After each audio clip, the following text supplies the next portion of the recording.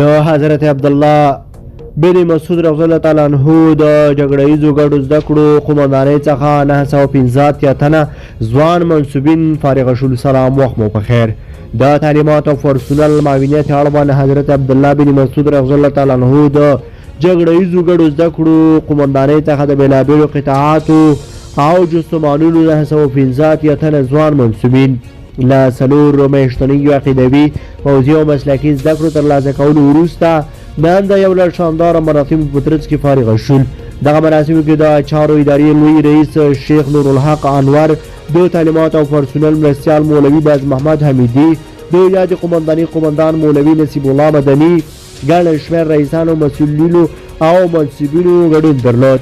د چارو ادارې لوی رئیس شیخ نورالحق انور په خپلو خبرو کې وویل موږ په داسې ځای کې راټول شوي یو له کومه ځایه چې زموږ د هیوادوالو عزت د پردیو په لمسون لوټل کېدو.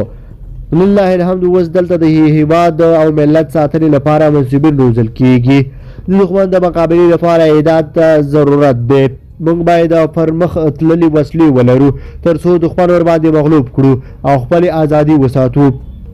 د یادونې وړ ده چې په دغو فارغانو کې 350 تنه نوي ځوانان د پنجشیر او بغلان ولایتونو څخه جذب شوي وو چې فارغ شول.